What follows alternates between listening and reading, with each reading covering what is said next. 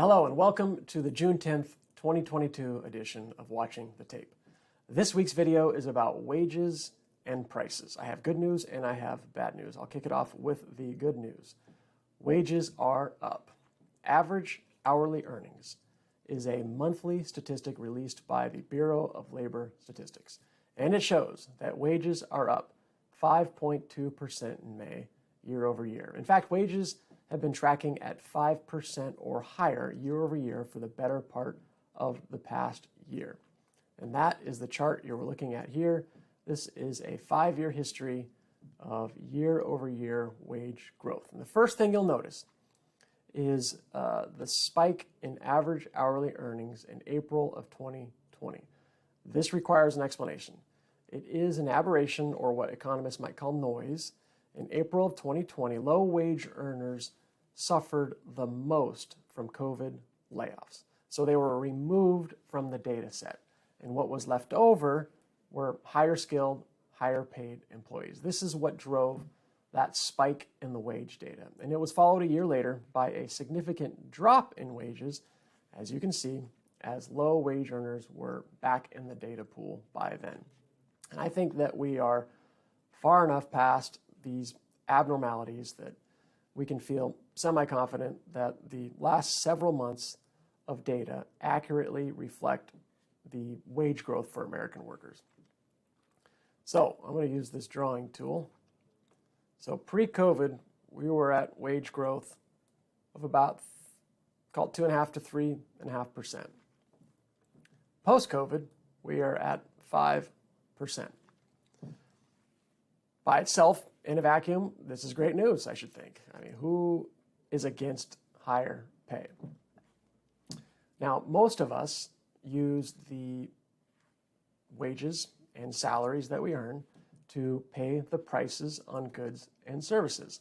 So let's take a look at prices. And that is the slide you're looking at here. This is a 5-year look back of CPI.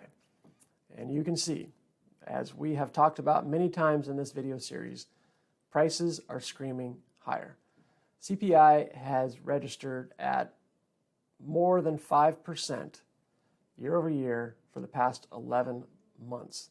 And this does not include May's inflation reading, which was scheduled to come out just after recording this video. But I would imagine that it was probably around 8%. So it's really, we're looking at 12 straight months of CPI above 5%. So if we look back, and I'll use this tool again, the good old days of 2% inflation are long gone. Okay, so if we overlay the chart of wage growth and price growth, the thing that stands out the most, as I switch to that next slide, is that inflation is far outpacing wage growth. One more time with the drawing tool. You have prices going up here, and we have average hourly earnings here.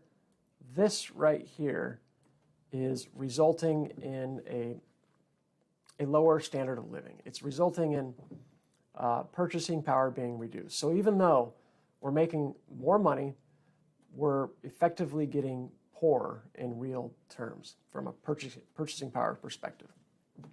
This is very negative for economic growth and vibrancy because the overall consumption of goods and services is declining.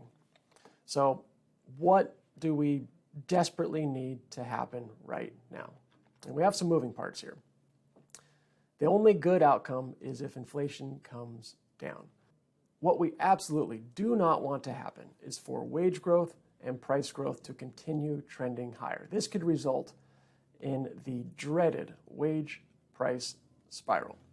And a wage price spiral is something that occurs when wages increase demand for goods, causing prices to rise, and these rising prices in turn increase demand for higher wages to actually pay these higher prices.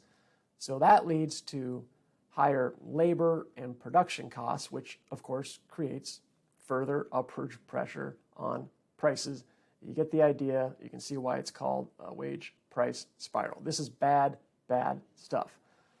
Let's see if the Fed has what it takes to fight rising prices in the months ahead. That's it for this week. Thanks for watching.